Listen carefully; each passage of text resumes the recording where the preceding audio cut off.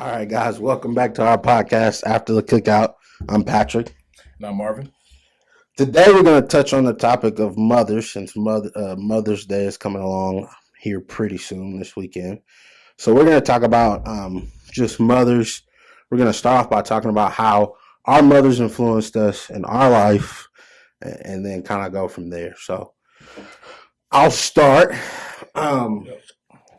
We both grew up in Christian homes with Christian mothers, strong Christian mothers. My mom was very big on, I think her biggest strength was loving unconditionally. She loved tremendous. I mean, not just me, but my sisters, just even the family around her. She loved and she gave second chances when I wouldn't have gave second chances, third, fourth, fifth chances. And she would always say, if there's no limit to God's love, there should be no limit to mine. And I think that was a huge influence on my life because I think I had a sense of not just a sense of pride or something, but a sense of anger. And so for me, a lot of times I used to hold resentment towards people if they did me wrong or did something. And I don't want to mess with you. You did me wrong once, I was done with you. And so to see my mom and just see how her love and her unconditional love affected not just my life, but other people's lives, allowed me to make mistakes and become a better man. That was a big deal to me. But also just her influence of always being in the church. Like my mom was big on being in the church. We did most of our activities were through the church. We were there 4 or 5 days a week. We were at church all the time. So that was a huge deal for my childhood because I needed that influence. I needed that. I don't know. I feel like I could have easily gone the opposite direction if I didn't have the mother I had. So those things. And then for me, my mom, one thing that I think, and I didn't realize wasn't common until I got older and I went to college, was just the words of affirmation that people say all the time. Your parents will tell you positive things like, "Oh, you are strong, smart. You're strong. Excuse me. You're smart. You're strong. My parents, not just my mother, but my father too, but my mom mostly, always reminded me what I was good at, my strengths, and just she was good at telling me where I needed to grow, but at the same time encouraging me, like, "Oh man, you're really good at that. We got to tune some things up, but the way you speak is." And she could say it and make you feel better and make you feel like you want to improve, without tearing you down. And so that was a big influence on my life. But her walk with God. I mean, my mom is always constantly in her word. She leans on the word for everything. At times it can be annoying. You want to be right, but it's all for a purpose, and I think that shaped me a huge part of, if not the most part of who I am today as a man. So that's a little bit of backstory. Not a lot, but and for me, I mean, a lot of it's the same. Like when you were talking about your mom being in the word, like legit, my mom was. I mean, her story before we should have her on the podcast eventually, or one of you. I mean, we should do both of them. Right. We're failing right now doing a Mother's Day podcast without our actual mothers. But so I mean, my mom was told that she couldn't even have kids, and repeatedly told by doctors, I mean, that she couldn't have kids, and I'm not going to tell her whole testimony because I feel like she. I mean, she can tell it way better than me. Right.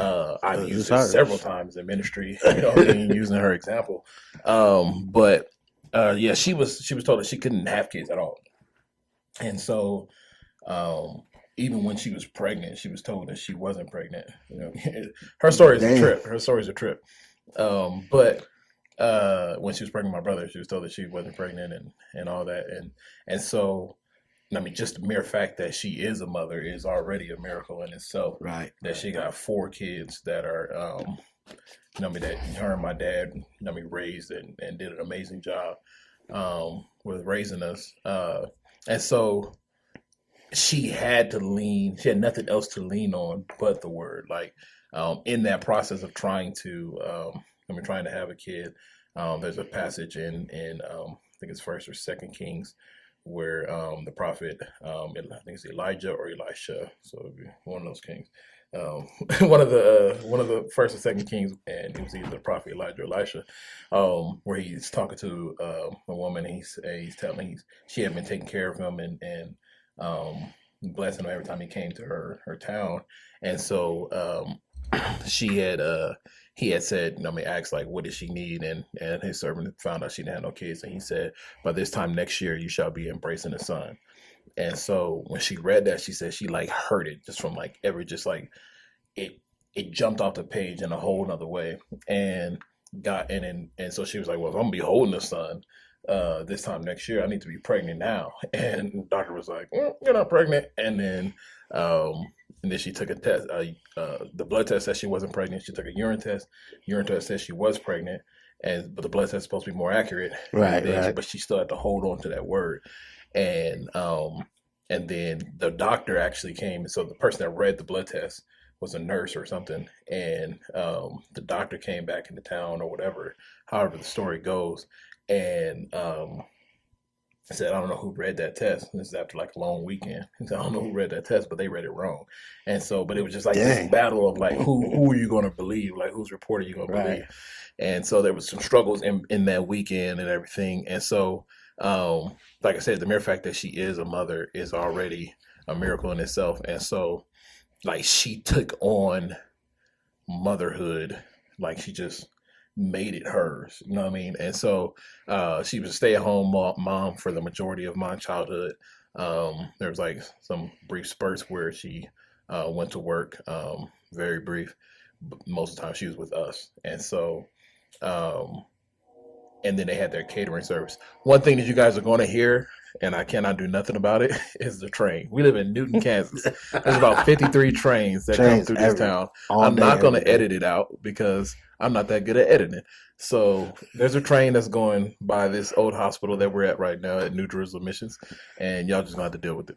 But back what I was saying, it was a little commercial for you. But so she was mostly at home with us. And so by her being home with us, my dad would go to work and she was at home with us. Then we would go to school and come back.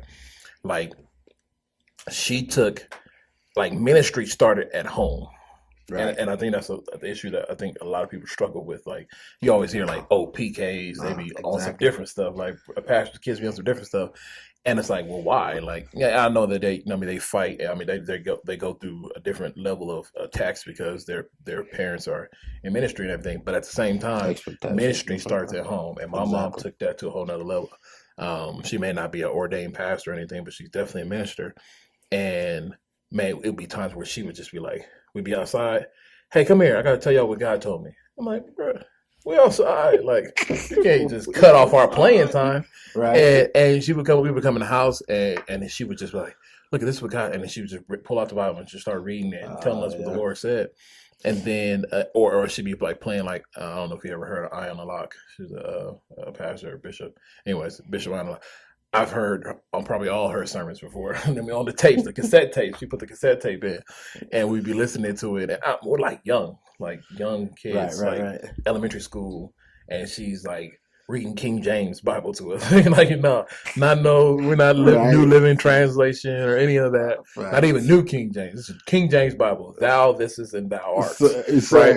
And so she would read that to us every night. She read the Bible to us. Without fail. Every night she read the Bible to us. She would read Psalms 121, Psalms 128, 115, 116, 91, and then she had a couple of different passages in the gospel she read, and then she would read her chapter that was like her chapter that she would read a chapter every night and go through the Bible. Usually by the time she got to her chapter, we would sleep, but nonetheless, it was still like I know all those chapters by heart still Dang. because she read them every night, and it's crazy. And then on top of that, every day before we left the house, we would. I mean, in Ephesians talks about the homework out. We put the homework out on as a family. Period. All of us up, my dad up, all of us. Before he went to work, we were standing in the living room in a circle. She prayed, he prayed, and then we put the homework out on from Ephesians 6 and 10, and then and there was a couple of devotionals that my mom would read. Eventually, she had us reading them, and I know those by heart too. And that was every day before we left. Then on top of that, it was like all these layers. Then on top of that, so my dad go to work, and unless he was taking us to work, taking us to school, depending on what school we were going to at that time, or if we were walking, she prayed over each of us, like laid hands and pray over us. And she had this prayer that she probably still knows by heart because she still, like when I go to Tulsa before I come back home, I'm getting in the car. She says that same prayer that she's been praying over me since I was a kid, still now. And so it probably changed a little bit because I'm not a child, but still the same like verses and things that she would read over us, same stuff consistently, bro. Like every day before we left the house. And then on top of that, every night she laid hands on us and prayed over us. And so it's crazy. I'll tell this little story. When I got to like high school or something, I thought she stopped praying over us every night after a certain point. Like it was like middle school, high school. I was like, she don't pray over us every night no more. I was like, that's interesting. And then one night I'm asleep and I feel this hand on me and she's praying every night. She never stopped. She just did it when we were asleep. She changed her reading time from before we went to bed to like really late. She'd be up at like 2 o'clock in the morning, and she'd come in there and she'd lay hands on us. And it was like what the Lord told her to do with us, and she did it consistently. And so it makes me wonder where I get my inconsistencies from because she was so freaking consistent. Never ever stopped. Still to this day. And then she would pray over our door at every night before she go to bed.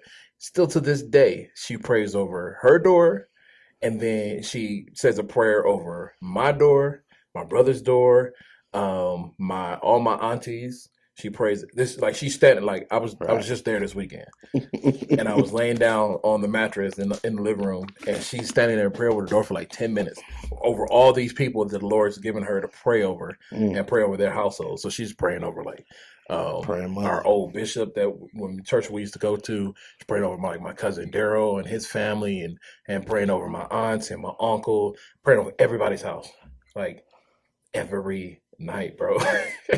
and so she's giving that to me. So I pray over my house every night too, and I pray over hers. And then there's nights where I'd be like tired. I'm like, man, I'll go back downstairs and pray over the door.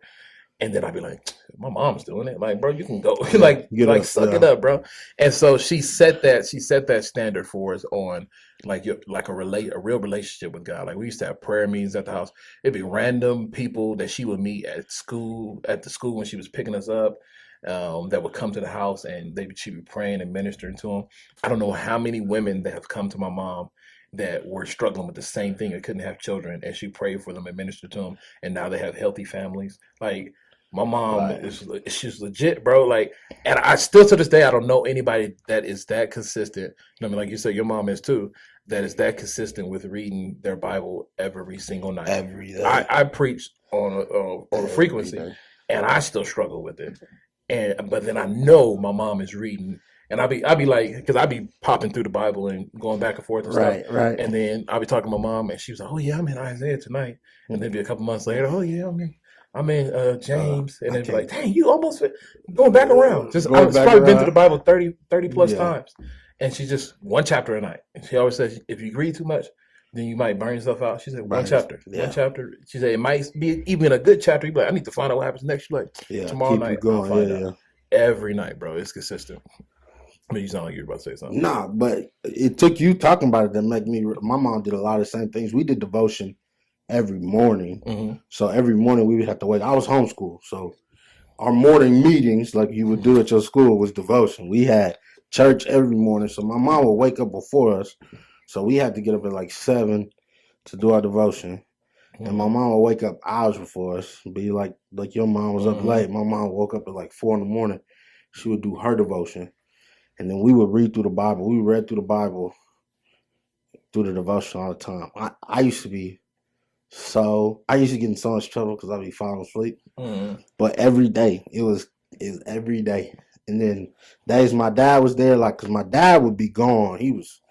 My mom pretty much woke up when my dad left, and she was a stay-at-home mother for the most part too. But my dad, when he would leave, my mom would probably be up from now on for the most part, praying and reading the Bible and doing that kind of stuff. And we would always we'd be doing our homework and the phone would just be ringing.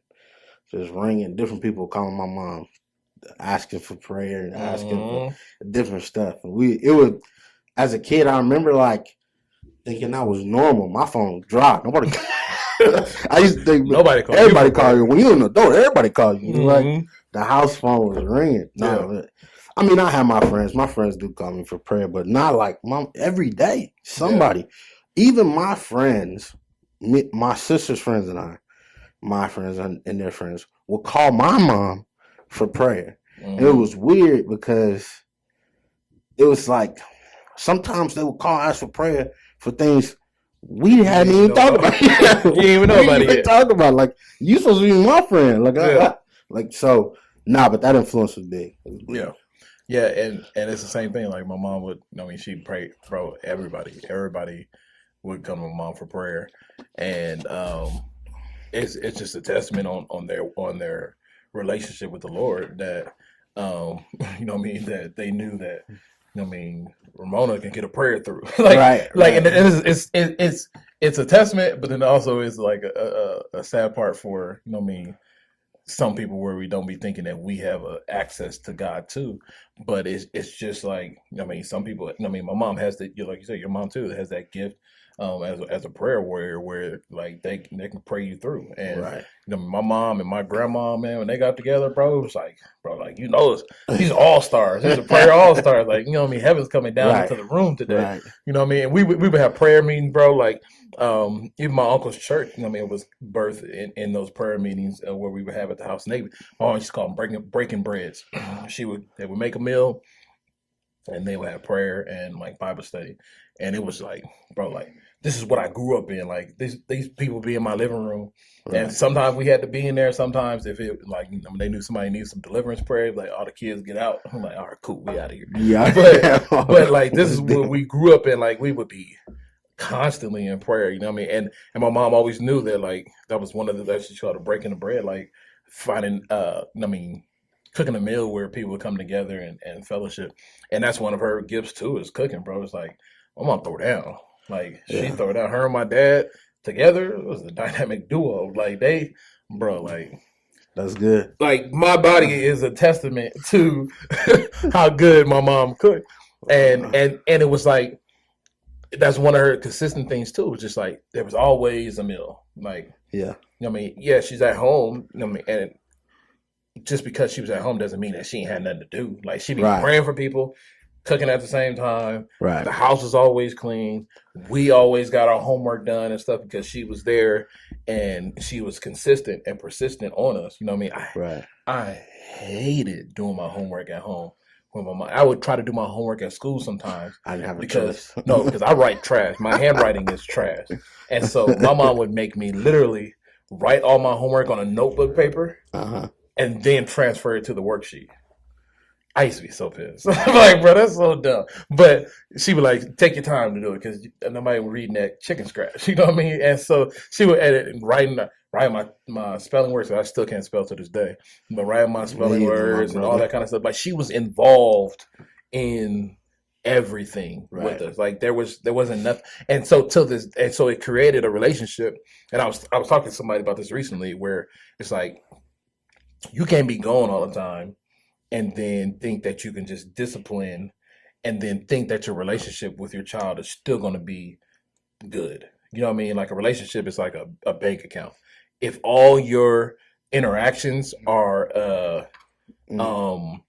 withdrawals, negative interactions, eventually the account is going to overdraw. You know what I mean? And so you got to have some positive interactions too where you're depositing. And so she was so involved that when she did have to discipline us, it didn't put a wedge between us at all. Like, I got plenty of whoopings by my mom. Like, people used to say, "Oh, your mom would say like, oh, watch when your dad get home." No, my mom whooped us and then said, "Watch when your dad get home." And so, we definitely got disciplined. But my relationship with my mom today is amazing. Like, I'm always on the phone with my mama. Like, Same. I work from home. I talk to my mama a lot. Like, Same. if anything, she probably get mad at how many times I call her. You know what I mean? And I'm always chatting. And I've heard people like, "Oh, I don't talk to, I don't talk to my mom like, every week." I'm like, every week. Yeah, that was if 1 p.m. hits and I haven't heard from my mama, I'm about to call her. What's she doing? My mom. What you been doing all day? She'll come like, I ain't heard from you today. Something wrong? I'm like, I'm just busy today. And people I've heard people talking about, when you get older, you deal with them. Like, nah, bro. I love my mama. My mom was my sounding board. I talk to my mama about everything. Like, I'm married and I have a wife, and I'm not saying that I don't talk to my wife, but I talk to both of them. Right. But my mom is she's my prayer partner. She knows when something's wrong with me off bat. You know what I mean? Right. She'll call me and she'll start talking. "What's wrong with you?" I'm good. Yeah, right. What's going on with you? You know, she knows off back. Like, and so our relationship, if anything, has just grown stronger and stronger over the years. Even when I was in college, like, I talked to my mom all the time. Everybody was like, "Oh, I haven't heard I talked to my mom in like a week or two." I'm like, how? Like, why? Why would you go that long? Yeah, why would you even want to go that long? I talk to my mama all the time. You know what I mean? So I don't. Yeah. That does remind me. There was somebody did a poll in my college class, one of my college classes, and it was like we had to do like a statistical like poll analysis on different things. People's what type of fast food people eat, different things. One student did one on how often you talk to your parents. And I was, in data you have like consistent numbers that you average it out on, but sometimes you have that outlier that's just like so drastic you got to leave it out of it. That's the only thing I learned from stats class. Outliers, I remember that. The outlier. So I was the outlier because I could talk to my parents my mom particularly every day, and they were like, every day. It was like this was one that was kind of an outlier where they communicate with, and I knew who they was talking about because I was an outlier. But how did your relationship with your mom encourage you? I didn't know we were doing questions. Your pursuit. No, how did that transition, or like to transition to the next part? How did that influence your like the woman you pursued or your wife? Yeah, it definitely it obviously influences. Impossible for it to not. In the ways, like one of the things that I was definitely looking for, you know what I mean, or I was already accustomed to having was, my mom prayed all the time. I say you know what I mean all the time. And I need to stop saying you know what I mean. I watched the podcast. I'm off subject, but I watched the podcast today from last week, and I seen how many times I said you know what I mean, and now it's in my head, and now I'm like, stop saying it, Marv. Stop saying it. Anyway, keep rocking with it. That's you. It's cool. Know what I'm saying? But no, we're gonna make T-shirts. You know what I mean? But no, yeah. My mom, just the way that she ran our household, she managed the household, and her relationship with God was like the biggest part. And I think that consistency with her relationship with God spilled over into every other area of her life, and that was like I don't want to say a rubric, but like something that I was definitely looking for. Is like, I need somebody that has a real relationship with God, not somebody that just goes to church, or somebody that just says, in their Instagram bio, woman of God. You know what I mean? I need somebody that has the evidence of a relationship with God, and I need somebody that can pray. Like, bro, life is hard. Yeah. And if I can't talk to God and can't talk to God with my wife or my, what can we do? Like, legit, as soon as we got married, it was like, as soon as we said I do, it was like we declared war on the devil, bro. It was like he was coming for us. And that's the thing, too, because the devil will come at one of the ways he comes out at you is to make you feel alone. Mm-hmm. And if you feel like you're in a relationship with your wife and you can't go to your wife and you feel alone, that puts a rift in your relationship. And so knowing that, just going off what you said, actually having a relationship, knowing you can go to your wife because she can pray, is legit. A big thing. Yeah, and that was, I remember I was going through some stuff, and we were still dating at this time. I think we were about to get engaged. She didn't know we were about to get engaged, but we was about to get engaged. She was going to say, yeah. No, I'm saying. And I was going through some stuff. It was about some hurt that I had in the past and stuff that I thought I was done dealing with. Mm-hmm. And obviously I wasn't. And I was taking it out on the church that I was a part of at that time. Right. And not taking it out like being mean to anybody, but I refused to engage. I was like, go to church, listen to the sermon. Soon as the altar call was over, I was probably already in my car. You know what I mean? I'm on my way out the door. I ain't talking to nobody. Like, I don't want to get to know none of y'all. You know what I mean? And so, and then I was spotty with going to church. And then I was like on the tip of like, maybe I don't need to go to church. And not that I don't want to be like, follow Jesus and be. Right. I was on one of the ways. I was just like, I don't need that. We are the church. Yeah, we are the church. And so, and she prayed with me, bro, and sat with me, and I'm sitting there. I was already mad that I'm crying because I didn't want to cry in front of her, and I'm like crying, and it was just like this moment where like I haven't felt the presence of God like that in a long time. Like the Lord was definitely in the room, and He was dealing with me. And He was using her, you know what I mean, to deal with me. He was, you know what I mean, speaking through her. And so it was like that moment I was already going to propose because I knew she had a relationship with God. And it was like that moment I was like, oh yeah, like this is legit. And so, you know what I mean? And now it's like we've been married for almost 2 years and, you know, you got a baby and everything. And there'll be times where I'll be like knocked out, sleep. And then I'll roll over. Where the heck she at? And then I'll hear worship music playing, and she'd be like in the baby's room or downstairs, and she'd be down there reading her Bible and stuff like. It'd be like 3:00 in the morning and stuff, and I'm like, oh, good job. I'm glad you on the watch. No, but it would just be like that's legit. Like, you know, right. I'm glad that I found that, and that in somebody that has a relationship with God, not just someone that, like I said, goes to church or puts on the front and or just doesn't really even know what a relationship with God really is. And I mean, because a lot of times we just pick up the phone, yell at God for 10 minutes, and then we hang up. We never listen for His response.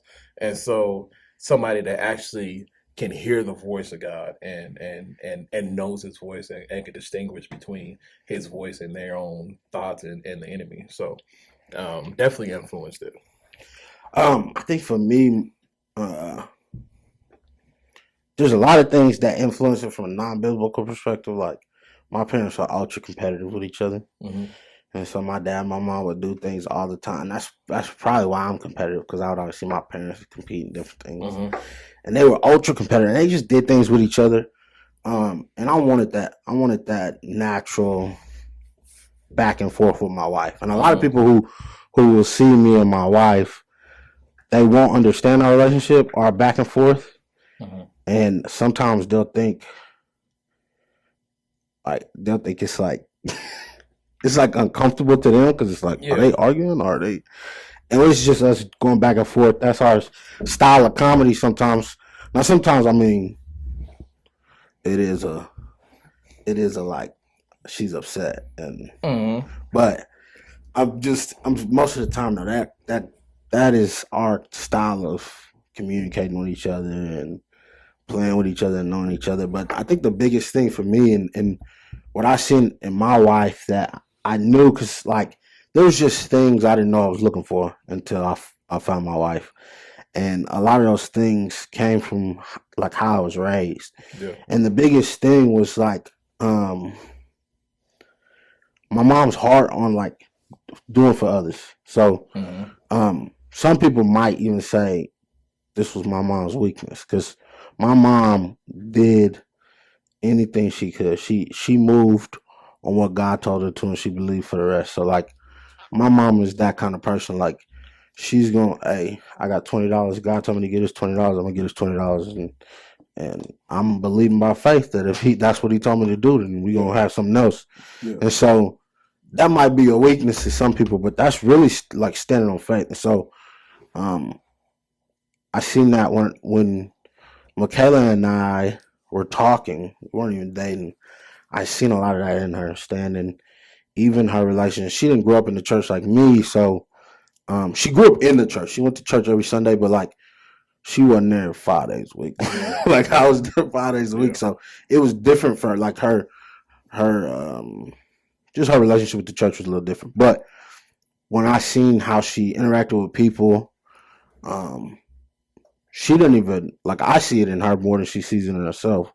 But just like her ministry, like she loves kids. She is always trying to help kids, always there for kids. She's any kid that she has like she used to do after school care. She take care. She like she's their biggest fan. She wants to support them. She wants to do. There was one day where some of her girls was doing a dance routine. Our daughter didn't have to be at the dance competition until like 2 or 1, and she was like, I kind of want to go at 8 so I can see our girls dance. And I'm like, you can be there at 8. Yeah. But that's just the kind of support and love she has for and I seen that in my mom and how she loved people, and I saw that same thing in my wife, and so it was a big influence on my pursuit of Michaela. That's a big thing, but just to kind of touch back on our mothers and whatnot, like you were talking about the struggle your mom like went through when she couldn't have kids and stuff, and I seen it. A lot of people might not notice, but we've been homeless like 2 times in our life, and mama, we've worked at homeless shelters, ministered in homeless shelters. My mom used to do a ministry called, I think it was called Thousand Hills Ministry, where she taught under the bridge to homeless people and brought them meals. And we did that. And we found ourselves in situations sometimes that put us in that, and just life trying to beat you up. Seeing my mom stand in faith through those times, kind of like your mom did, when everybody else was telling her she should do X, Y, Z, and she's saying, I gotta trust the Lord, is I think changed my life for the better. And I think it changed a lot of people's lives, because I remember I know a lot of people who literally come to my mom and said, listen, I don't know what type of relationship you have with God. I don't know what it is, but I want it. Like I want that. And that's big to me, because I think a lot of times we feel like we got to tell people how to live as Christians. And my mom showed people how to live as Christians. And when they saw the not the prosperity from it, but the joy that came from trusting and peace that came from living in the Lord, they wanted that. We didn't have money. Like I said, we was homeless a lot of times. But people still looked at us and was like, yo, how? Even through the struggle, is she still standing in the word? And she did still through that day. And I mean, it wasn't as bad. The first time we had family take us in, we was moving through different places with family. So, thank family for that. And the second time we was literally living in hotels and looking for a place to live. But God provided every time. Like I remember when we first was living in a hotel, I remember that was right before we went. I didn't have a job, and I was looking for a job because I was like, I got to take care of my family. And my mom was like, God will provide. And I was like, yo, I've been looking for a job for 2 months. And I ain't found nothing. Like, God needs to provide tomorrow. And she was like, he will. He will. A little behind on that payment. Yeah, trust him. And I had my friend's dad call me, and he was like, hey, man, I heard you was looking for a job. I can get you a job over at the company that I work for. And I was like, yeah, I need anything. He's like, all right, just go put in your application, take it in. And then it was like 2 days, and I was already hired, and it was like That's what's up. that. I need one tomorrow, and I was like, all right, coming right up. He let me know. But my mom's faith, like that, to me was like the unwavering of like, he provides even through the struggle. He provides. So yeah. And I've seen that a lot. My mom, man, same kind of situation where we struggled. I mean, you live in Texas, you live in California, part of your life too. California is expensive. Yeah, no. I will never move back there. Unless I have to see a burning bush. God got to say something, right? Clouds open up, go back to California, kind of thing. I love my family out there, but them prices, nah. And so, yeah, we struggled. Californians don't love them prices. That's why they move. Facts. Oh, so we struggled, but yeah, like the same thing was like my mom always like kept the faith, like God got it, and it was frustrating sometimes. I'm like, yeah, like I know He's got it, facts. In theory, but in practice. How do I walk that? And she showed me how to walk. Exactly. She showed all four of us how to walk that out. Her and my dad, together collectively, like showed us that. And then just her and my dad both their hustle. Like yeah, I remember we moved out of these apartments. They were the managers of these apartments. They had started like a management company, and then the company sold the apartment. They were making bread back then, like doing the management of these different apartments and stuff like that. Something happened to the company, everything changed. They wanted us out of the apartment complex, like I don't know, immediately or what. We ended up living with with my mom's friend, which was my godmother, Sherry. And I ain't heard from Sherry in years. Sherry, if you see this podcast, call us. No, it's like we moved with Sherry, and Sherry had a 1-bedroom apartment. There's my mom, my dad, and 4 kids, and we living in this 1-bedroom apartment for a cool minute, like not years or nothing like that. But yeah. And so, but my mom and dad, my dad worked nights, or he worked days. I forget. Whatever he worked. The opposite of that time, you know what they did? They sold fried fish dinners, bro, and hustled our way out of that. There you go. Sold fried fish dinners, and we eventually moved into a house in Pomona. And just seeing out, like they were like, I'm talking about boxing these mothers up, taking them to barbershops and factories and stuff, and selling dinners, fried fish dinners, like. Hustle, like mama, literally using your gifts to the max, and so, extent, yeah. But then also in the same thing of like, some of my mom's gifts was when we were struggling, you never knew that by what was on the dinner table, right? Like she can take a little bit and make it gourmet and a lot. You know what I mean? Like that was like that's definitely one of her gifts. Like, bro, she'll take a little bit, and you be like. You sure we had a little bit? Like, nah, we was good. Like I said, look at my size. Like, it's impossible for me to have gotten to 6'4". At that time when I was living at home, I think I was up to like 240. Like, I was a big kid. Yeah, I was big. And so, like, just seeing her and my dad hustle. Like, there was times where, like, rent was looking like it's not possible this month. Right. And my mom and dad was like. Back to the same hustle. We selling barbecue dinners this time. My dad had my little sister making signs, and they were making these signs, barbecue dinners, rib dinners for sale. And we put them on the corner, and people was pulling up, buying rib dinners, rib dinners and chicken dinners. And they were selling. And my mom made the sauce, my dad grilled the meat, my mom made the potato salad, the beans. Boom, you got dinner. Like they hustled, like they hustled together, and that was definitely one of the things that going back to the wife and like how it influenced. That was one of the things that I was looking for. Is like I want us to be able to work as a team. Yes, I was. And my mom and dad did that to the max, to the fullest. Working as a team of like, yo, we gonna figure this out. Like it's not on one person.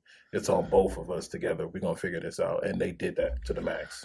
That reminds this one story, and I won't be too winded, but this one story that reminds me of just the moment I mean, I always knew, like you always, but I kept like in the spirit. It was like it was just like God, like I just felt the spirit in this moment and how um he was moving, and I was just like, I don't know if my wife's gonna understand, but Yeah, we're gonna yeah, have to do yeah, this. yeah. So one of the things that really um that I knew, like just kind of like we were. I want to say we were already married at this point. I don't know. I didn't hit him in the head too many times playing football, but I want to say we were married already at this point. But um, this was just like I just felt the Lord. So um, me and my one of my uh best friends, brother, really, it's hard for me to call some of my friends because they're really like brothers to me. But Mm. we have been working together, doing morning latchkey. No. He called me that morning, said he wasn't gonna be able to come. He was heading to Texas because his dad had passed away unexpectedly, and he hadn't texted me. He hadn't been saying much, and I was trying to check on him, and then he responded. His text was, I knew his dad too. His dad was like family too. Like his dad was, I mean,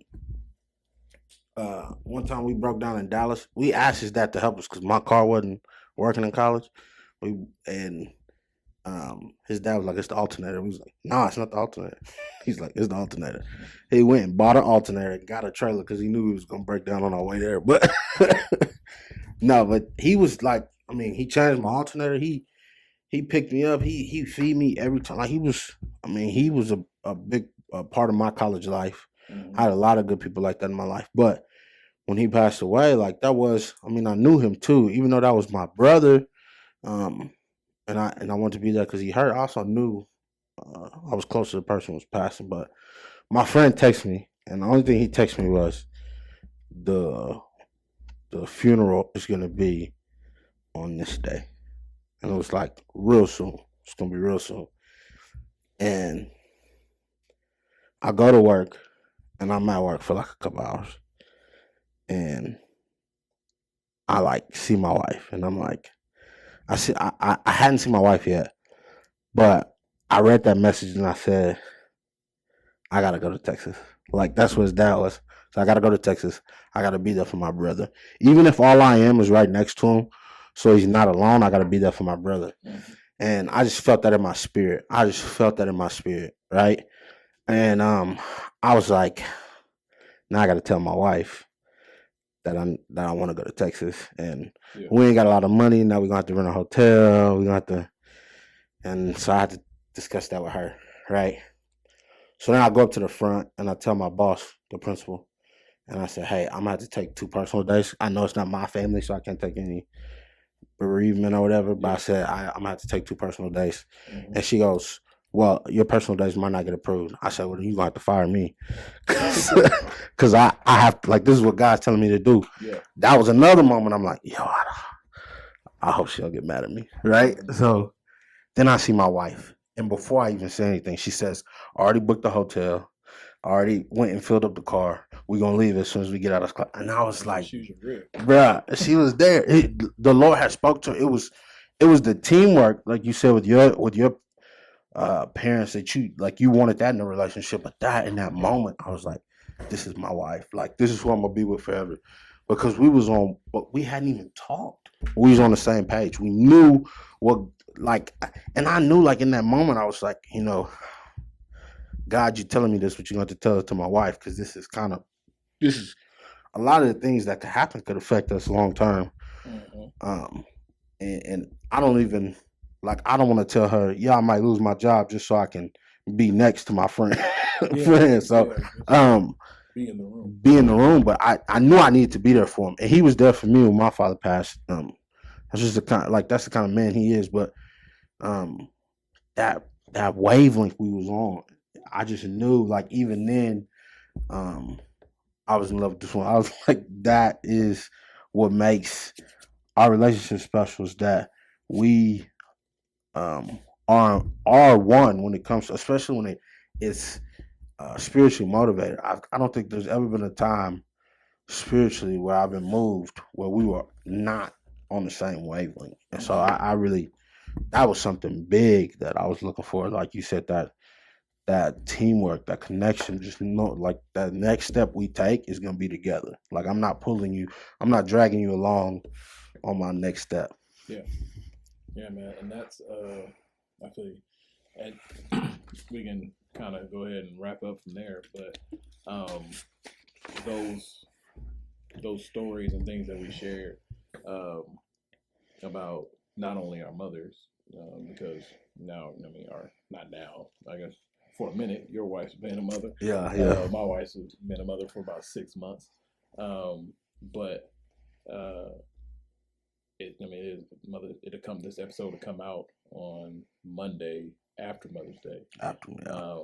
But nonetheless, we wanted to take that time to honor our mothers, and I guess it's another part of giving you a perspective of where we come from. Um, I'm sure this podcast is going to go for over 100 episodes. I don't know if Pat believes me. No, but, I'm right there with you. Yeah, we'll get there. And so in the future, when you're trying to figure something out, you can come back to episode 3 and find out why we are who we are. It's kind of another one of those kind of origin story episode. Right. Of just, I mean, seeing where we come from. And so that'd be and understanding our perspective. Yeah, understanding our perspective of how we were raised and everything. It's crazy how similar our households were. It really is. And that was one of the things that when we first met, that we kind of clicked on. Those different things that we couldn't watch on TV and all that kind of stuff. Right. So it's crazy. But nonetheless, we appreciate everybody that's been listening. We got 18 subscribers on YouTube now, so we're doing big things. 18, big 18. And the last video, I think we had like 190 views. Yeah, we killing it now. The ratings are high. Yeah. The roof. No, I'm just playing. Stay tuned, man. And I mean, it'll be different topics. Like we said before. If you have any ideas of any topics, feel free to reach out to us. You can leave it in the comments below. You can email us at afterthecookout at gmail.com and stay connected with us. We're gonna create some social media pages. Grow with us. But yeah, we're gonna create some social media pages for the podcast, and like on Instagram and Facebook, and then we'll do a TikTok where we'll have some clips and things like that, some highlights. And eventually we'll get like some intro music or something. That'd be dope. That'd be dope. Yeah. So we got big dreams. We'll see what happens when we get there. One step at a time. Yeah, exactly. There's no reason to go and spend thousands of dollars when we're still in the beginning stage. All the people I've watched, they started filming on iPhone. We film on the iPhone, even though I hate Apple technology. We're still filming on the iPhone and doing our audio with USB mics that were, very inexpensive. There we go. I'm trying to sound better, but they sound pretty good to me. Right now, my microphone's not even on. I can see that on the little thing, but that's fine. We'll switch to the other audio at this point. But nonetheless, like I said, it's not super professional, but I don't want it to be that way. I don't want it to be all. It's not. We want to keep it. We want to have a direction and a point of our topics and stuff, but we definitely want to keep it more conversation based. We want it to be an exchange of ideas and things, and have a more genuine, natural flow of conversation. So yeah, we want that authentic, that organic feel. Yeah, and this is our podcast. New set. This is our new set. This is all behind us. We're in the conference room at New Jerusalem Mission, where I serve as a missionary, and so we might eventually, I don't know, we'll maybe find another room where we can keep stuff set up or something, like set up a little wall or something. But this is who we is. This is where we are. I appreciate you guys for listening. And this has been another episode of After the Cookout. Appreciate y'all. Peace.